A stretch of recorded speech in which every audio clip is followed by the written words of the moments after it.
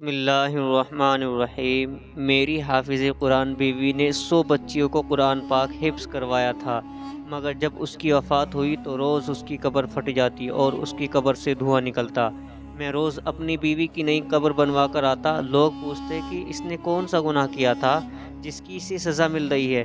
میں نے اپنی ساس اور سالی سے پوچھا تو میری سالی روتی ہوئے مجھے کمرے میں لے گئی اور کمرے کا دروازہ بند کر کے اس نے مجھے ایک ایسی چیز دکھائی کہ میرا کلیجہ پھٹ گیا، کیونکہ میری بیوی میری شادی کو 6 سال گزر گئے تھے اور میری بیوی نہایت خوبصورت اور نیک سیرت تھی۔ ان 6 سالوں کی رفاقت میں اس نے مجھے کبھی کوئی شکایت کا موقع نہیں دیا تھا۔ میری بیوی حافظ قرآن تھی اور شادی سے پہلے اس نے 100 بچیوں کو قرآن مجید حفظ کروایا تھا، جس کی وجہ سے مجھے ہر وقت یہی سوچ کر خوشی ہوتی تھی کہ میری بیوی کی صرف دنیا ہی نہیں بلکہ آخرت بھی آسان ہوگی اور وہ یقیناً میرے بچوں کی بھی اچھی تربیت کرے گی۔ ہم دونوں میاں بیوی کو بچوں کا بھی بہت شوق تھا، مگر شادی کو اتنا وقت گزر جانے کے بعد بھی ہماری اولاد نہیں ہوئی تھی۔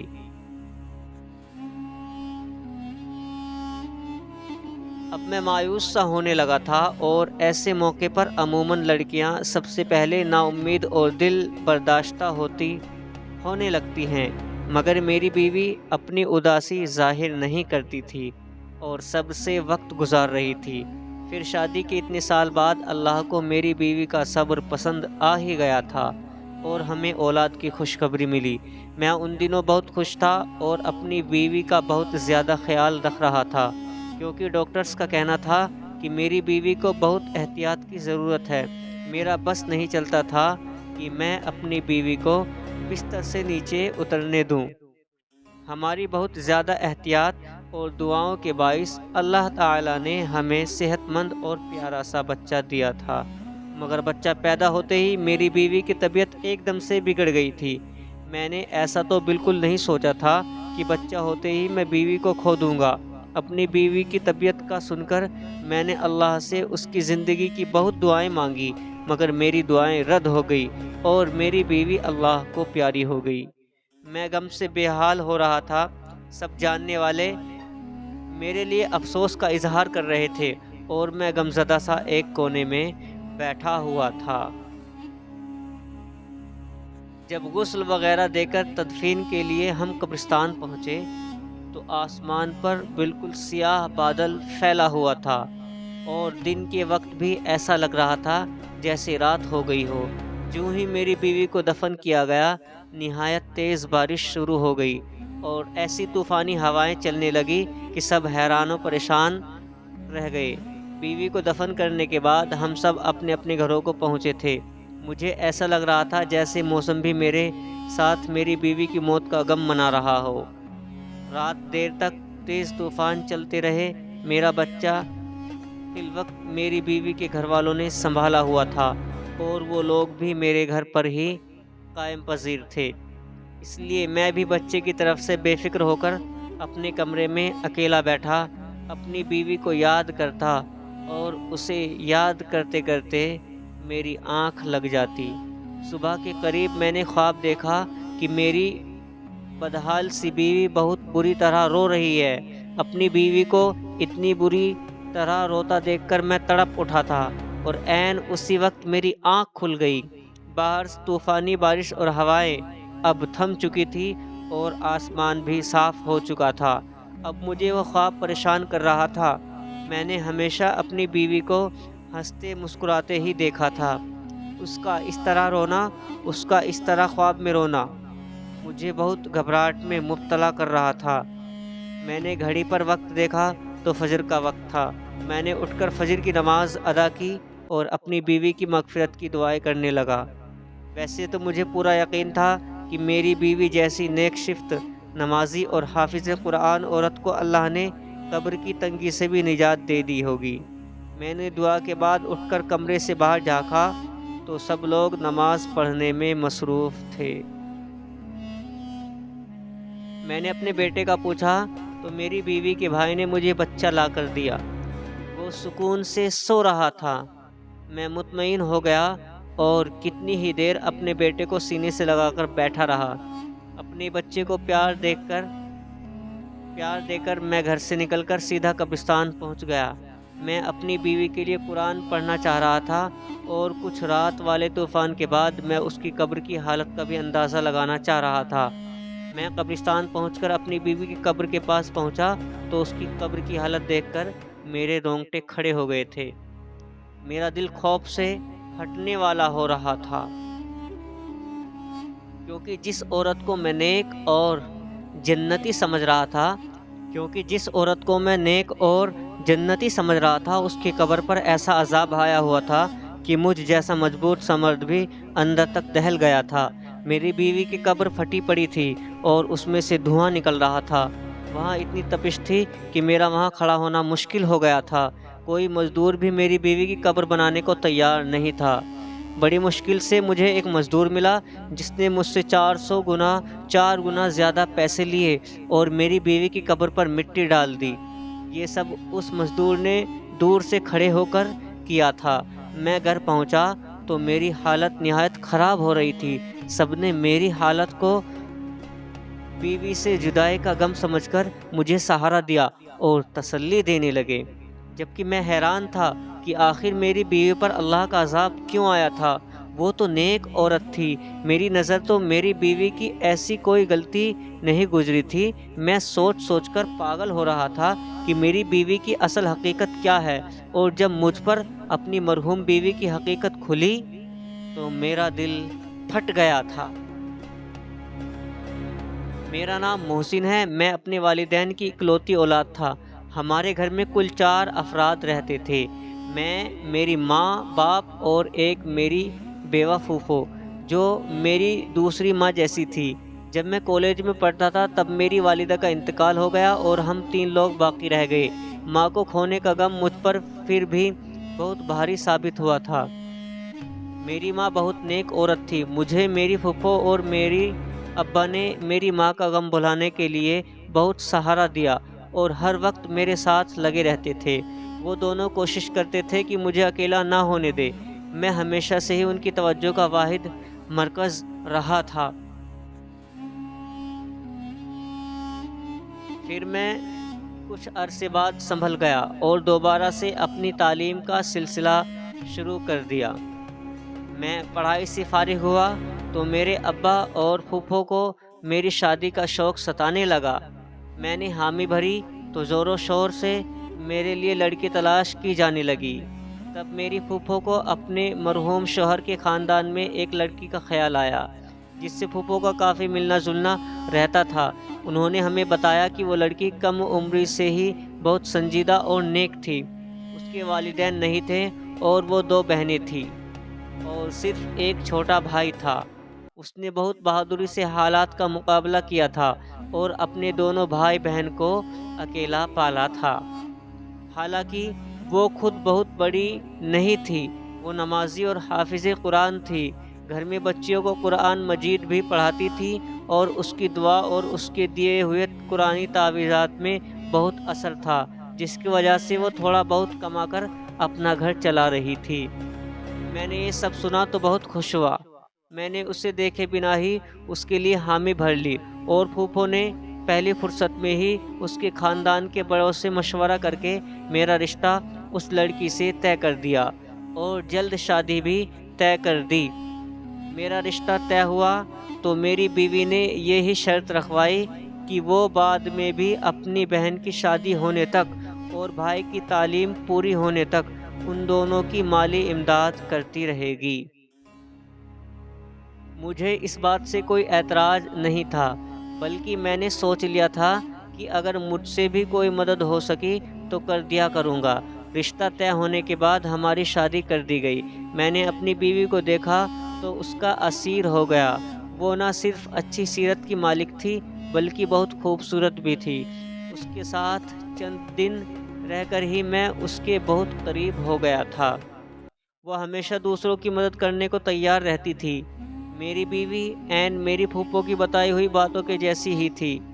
اس نے کبھی مجھے کوئی پریشانی نہیں دی تھی اور میرے آرام و سکون کا خیال بھی رکھتی تھی۔ ہمارے گھر میں خوشحالی اور سکون تھا، بس صرف اولاد کی کمی تھی۔ وہ مجھے محسوس تو بہت زیادہ ہوتی تھی مگر اپنی بیوی کے صبر سے مجھے بہت سہارا ملا ہوا تھا۔ ہماری شادی کے تیسرے سال ہی میرے ابا وفات پا گئے تھے۔ اپنے ابا کی وفات اور اپنی بے اولادی نے مجھے کچھ زیادہ ہی بے سکون کر دیا تھا۔ میرے اندر صبر اور شکر ختم ہونے لگا تھا۔ ایسے میں میری بیوی تھی جو مجھے ہر وقت اللہ کی مہربانیاں اور نعمتیں یاد دلاتی تھی۔ وہ مجھے صبر کی تلقین کرتی رہتی تھی۔ میں حیران تھا کہ وہ ایک لڑکی ہو کر مجھے حوصلہ دیا کرتی تھی۔ حالانکہ ہمارے خاندان والوں نے ہمارا جینا مشکل کر رکھا تھا کہ ہماری اولاد کیوں نہیں ہو رہی، اور میری پھوپھو کو اٹھتے بیٹھتے ٹھنڈی آہیں بڑھنے لگی تھی اور میری بیوی کو باتیں سنانے لگی تھی، یوں جیسے یہ سب میری بیوی کے ہاتھ میں ہو۔ میں اپنی پھوپھو کو سمجھا کر تھک چکا تھا، الٹا وہ ہم دونوں سے لڑنے لگتی تھی کہ ہمیں علاج کروانا چاہیے تاکہ ہماری اولاد ہو سکے۔ اسی پریشانی میں وقت گزرتا چلا گیا۔ جب ہماری شادی کو 6 سال ہونے والے تھے تب ہمیں اولاد کی خوشخبری مل گئی۔ ہم تینوں جیسے پھر سے جی اٹھے تھے۔ میں نے اور پھپھو نے میری بیوی کا خیال بھی بہت رکھا تھا اور بہت احتیاط کی تھی۔ میرا بیٹا ٹھیک ٹھاک اور صحت مند پیدا ہوا تھا، لیکن میری بیوی کی طبیعت بگڑ گئی تھی اور وہ موت کے منہ میں چلی گئی تھی۔ یہ سب بہت اچانک ہوا تھا اور میں اس صدمے کے لیے بالکل تیار نہیں تھا۔ اپنے بچے کی تربیت کے حوالے سے میں نے اور بیوی نے مستقبل کے بہت منصوبے بنائے ہوئے تھے، مگر موت کسی کے ارادوں اور مرضی کی محتاج ہی کب ہوتی ہے۔ جس کا وقت جب آ جائے اسے اللہ کے پاس لوٹ کر جانا پڑتا ہے۔ مگر بیوی کی قبر کی اب تک حالت اور اس پر آیا عذاب مجھے دھکا پہنچا گیا تھا۔ ہر مشکل حال میں بھی میں نے اپنی بیوی کو صابر و شاکر دیکھا تھا۔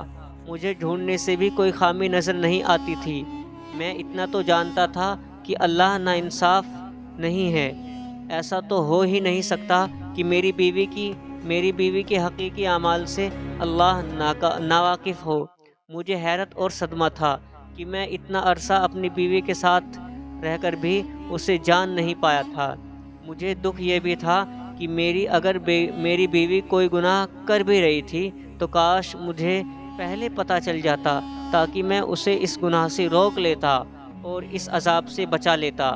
میں پچھتاوے میں مبتلا تھا۔ گھر میں ان دنوں کیا چل رہا تھا اور میرے بیٹے کو راتوں کے وقت کون سنبھال رہا تھا، مجھے کچھ خبر نہیں تھی۔ میں بس اپنی مرحوم بیوی کے لیے بے چین رہتا تھا اور اللہ سے اس کی مغفرت کی دعا کرتا رہتا تھا۔ ایک روز پھوپھو اچانک میرے پاس آئی اور سنجیدگی سے بولی کہ انہیں مجھ سے ضروری بات کرنی ہے۔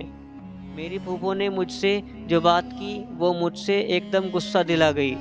میری بیوی کو ابھی مرے بمشکل 20-21 روز ہوئے تھے کہ میری پھوپھو میری دوسری شادی کرانا چاہ رہی تھی۔ میں پھوپھو سے ناراض ہونے لگا کہ انہیں میری مرحوم بیوی کا احترام کرنا چاہیے اور کم سے کم اتنی جلدی مجھ سے شادی کی بات نہیں کرنی چاہیے تھی، جبکہ میں ابھی صدمے میں تھا۔ پھوپھو نے تحمل سے میری ناراضگی دیکھی اور پھر مجھ سے کہنے لگی کہ وہ بوڑھی ہو گئی ہیں، اس لیے مجھے یا میرے بیٹے کو نہیں سنبھال سکتی۔ انہیں بھی میری بیوی کی موت کا غم بہت تھا۔ جب میں نے پھوپھو کی ان باتوں کا کوئی بھی اثر نہ لیا تو پھوپھو نے مجھ سے کہا کہ بیٹا ٹھیک ہے، تم اپنا بیٹا خود سنبھالو یا پھر اپنا بیٹا اسی کو دے دو جو اسے دن رات ماں کی طرح سنبھال رہی ہے۔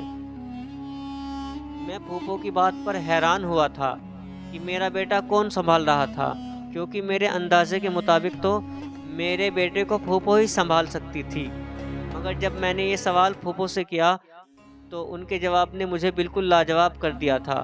پھوپھو نے بتایا کہ میرا بیٹا اتنے روز سے میری مرحوم بیوی کی چھوٹی بہن سنبھال رہی تھی، پھر وہ چاہتی تھی کہ میں اپنی بیوی کی چھوٹی بہن سے نکاح کر لوں تاکہ میرے بیٹے کو ماں کا پیار ملتا رہے اور ہمارا گھر بھی سنبھل جائے۔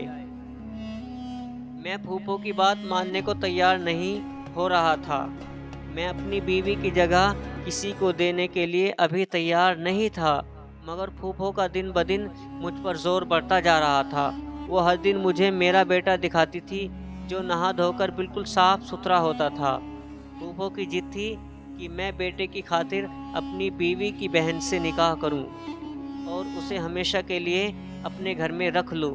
मैंने अपने काम पर जाना शुरू कर दिया था। मैं सारा दिन घर से बाहर रहता और वापस आकर खामोशी से फूफो की जिद सुनता रहता था। एक रोज़ फूफो ने मुझे बताया कि मेरा साला मुल्क से बाहर जा रहा है। मैं चौंक गया। मुझे मेरी बीवी अपनी ज़िंदगी में ही बता चुकी थी कि उसके भाई की तालीम मुकम्मल हो चुकी है और वो नौकरी के लिए मुल्क से बाहर जाना चाहता है। मेरी बीवी कोशिश में थी कि उसके भाई के बाहर जाने से पहले पहले उसकी बहन की शादी हो जाए ताकि वो बाद में अकेली ना रह जाए, मगर उसे कोई मुनासिब रिश्ता नहीं मिल रहा था। अब अपनी बीवी के भाई के बाहर जाने का सुनकर मुझे उसकी बहन का ख्याल आया था।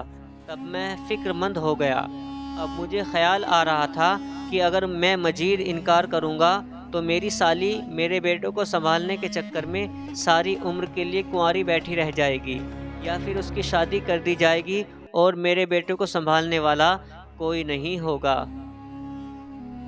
क्योंकि फूफो को वाकई बीमार और कमज़ोर हो गई थी और उनकी बीनाई में भी कमी होती जा रही थी। मैं सोच सोचकर परेशान होने लगा और थक हार कर मैंने अपनी फूफो की बात मानने का फ़ैसला किया और एक रोज़ काम पर जाने से पहले फूफो को जवाब दे दिया कि वो जैसा चाहती हैं कर ले, मुझे कोई ऐतराज़ नहीं है।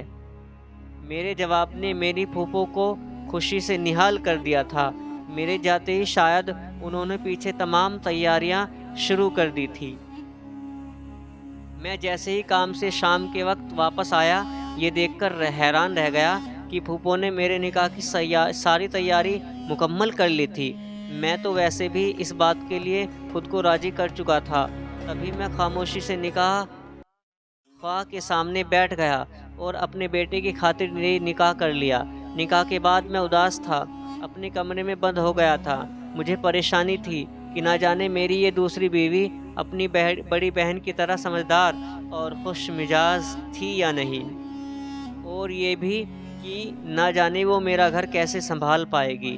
मुझे नहीं लगता था जैसे मेरा दिल अपनी पहली बीवी से मुतमईन था, वैसे दूसरी बीवी से भी कभी मुतमईन हो पाऊँगा। इस निकाह के बाद मेरे वो ही मामलात थे। मैं सुबह सवेरे काम पर चला जाता, शाम के वक्त घर लौटते ही अपने कमरे में बंद हो जाता था। मेरी दूसरी बीवी ने खामोशी से मेरा हर काम संभाल लिया था। मेरा कमरा भी अब बिल्कुल साफ़ सुथरा रहने लगा था। ना चाहते हुए भी मेरा दिमाग इस बात को सोचने लगा था, और अजीब बात तो ये थी कि मैंने आज तक अपनी दूसरी बीवी को देखा तक नहीं था।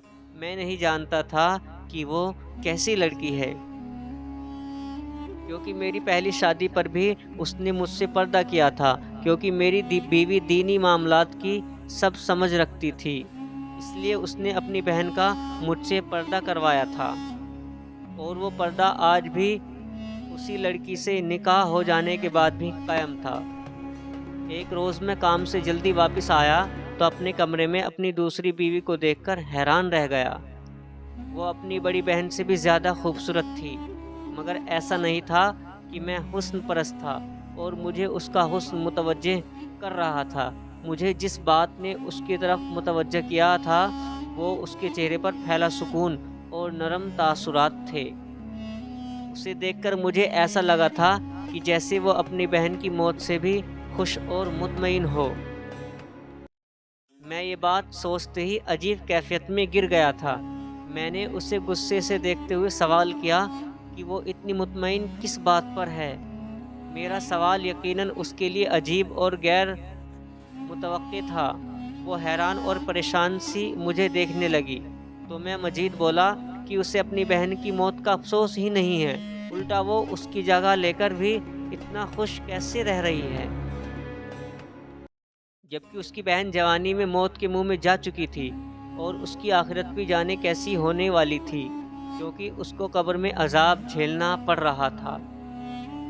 मैंने अपनी मरहूम बीवी का एराज़ गुस्से में सोचे बगैर उसकी बहन के सामने बोल दिया था, मगर मेरी बात पर जब उसके चेहरे के तासुरात बदले تو مجھے اپنی غلطی کا احساس ہوا اور میں چپ ہو گیا۔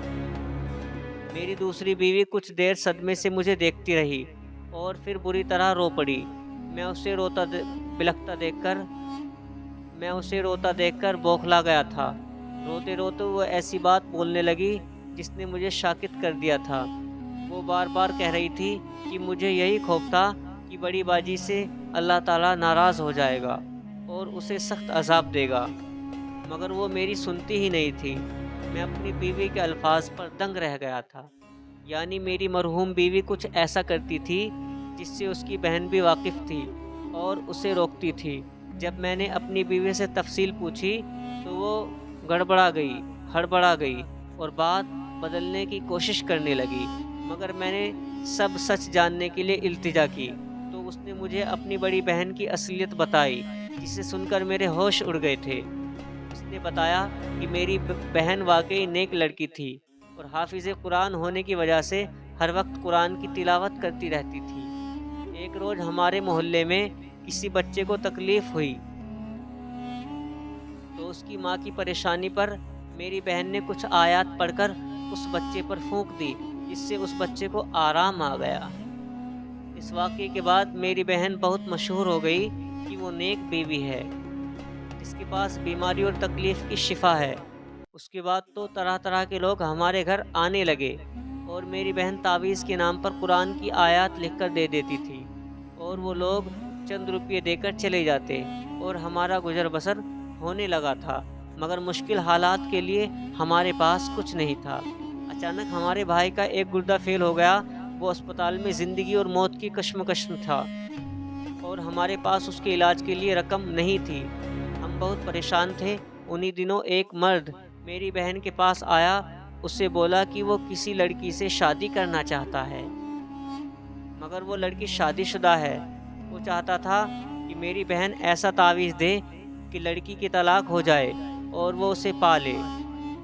میری بہن نے انکار کر دیا کیونکہ یہ گناہ کا کام تھا، مگر جب اس مرد نے 1.5 لاکھ روپے دینے کا کہا تو میری بہن نے بھائی کو بچانے کے لیے نہ جانے کاغذ پر ایسا کیا لکھا کہ اس مرد کی خواہش پوری ہو گئی اور ہمارے بھائی کا آسانی سے علاج ہو گیا۔ پھر تو ہر آئے روز ایسے ہی لوگ آنے لگے جو ناجائز مطالبہ کے لیے تعویذ بنواتے اور ڈھیروں پیسہ پکڑا کر چلے جاتے۔ ایک روز میں نے چھپ کر اپنی بہن کو وہ تعویذ بناتے دیکھا تو میرے سر پر آسمان گر پڑا، کیونکہ میری بہن کاغذ پر قرآن پاک کی آیات الٹ لکھ کر دیتی تھی اور یہ کالا علم تھا۔ میں دکھ سے پاگل ہوتی، بہن کو روکنے لگی، اسے سمجھانے لگی کہ وہ توبہ کر لے۔ وہ بولی کہ اگر میں ایسا نہ کرتی تو ہمارا بھائی کب کا مر جاتا۔ میں اس بات پر غصہ ہو گئی تھی۔ میں نے بہن کو کہا کہ اس سے تو اچھا تھا ہمارا بھائی مر جاتا، مگر یہ حرام کام نہ کرتی۔ زندگی موت تو اللہ تعالیٰ کے ہاتھ میں ہے۔ اپنی بہن کو میں بہت سمجھاتی رہی، مگر اب وہ لالچ میں آ چکی تھی۔ وہ اتنی نیک تھی کہ روحانیت پا چکی تھی، مگر اس نے پیسوں کے لالچ میں سب کچھ گنوا دیا تھا۔ اس کی زندگی اچھی تھی، وہ نماز قرآن بھی کرتی رہی اور حتیٰ کہ اس کی شادی ہو گئی، مگر اس نے وہ گناہ کبیرہ نہیں چھوڑا اور پیسہ کماتی رہی۔ میں سب سن رہا تھا۔ میری بیوی بول رہی تھی کہ میں ڈرتی تھی کہ اللہ تعالیٰ ناراض ہو گیا تو توبہ کی مہلت دیے بنا ہی موت دے دے گا اور سخت عذاب دے گا، اور میرا کہا سچ ہو گیا۔ میں گمسم ہو گیا تھا۔ میں اپنی بیوی کو اتنا نیک سمجھتا رہا اور وہ صرف دنیاوی پیسے کی لالچ میں اتنا بڑا گناہ کرتی رہی تھی۔ اور میرے سامنے بیٹھی میری دوسری بیوی اس جیسی حافظہ نہ ہونے کے باوجود اللہ کا خوف رکھتی تھی۔ اللہ تعالیٰ نے مجھے اب اصل میں نیک بیوی سے نوازا تھا۔